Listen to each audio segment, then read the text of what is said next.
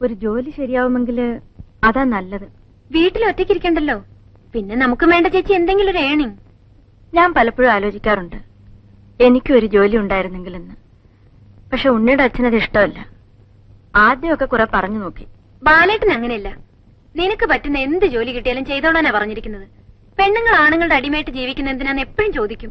ഒരു പ്രത്യേക സ്വഭാവമാ. നീ നിന്റെ വഴി കണ്ടെത്തിക്കോളാൻ പറയും, ഞാൻ എന്റെ വഴി നോക്കിക്കോളാന്നും പറയും. ചേച്ചി തന്നെയാണോ ഇതൊക്കെ ചെയ്യുന്നത്? വേലക്കാരിയില്ലേ? ഒരാളുണ്ട്, രാവിലെ വന്നു പോവും. ഇന്ന് വന്നില്ല. അവളുടെ അയൽവക്കത്ത് എന്തോ വിശേഷം. ചേച്ചിയെ പോലെ ഇങ്ങനെ വീട്ടിലടച്ചിരിക്കുന്ന കാര്യം എനിക്ക് ആലോചിക്കാൻ പോലും വയ്യ. ഒരു മ്യൂസിയം പീസ് പോലെ. എന്തൊരു ബോറാ. വേണിക്ക് ഭാഗ്യമുണ്ട്, പറന്നടക്കല്ലേ? ആ yes, I have got wings. പറക്കാൻ എനിക്ക് ഇഷ്ടമാണ്. പിന്നെ ചേച്ചി കുറച്ച് കാശ് ഒന്ന് സഹായിക്കണമല്ലോ. കുറെ ഡ്രസ്സ് വാങ്ങാനാ. ഈ ജോലിക്ക് കുറച്ച് ഫാഷനബിൾ ആവണമല്ലോ.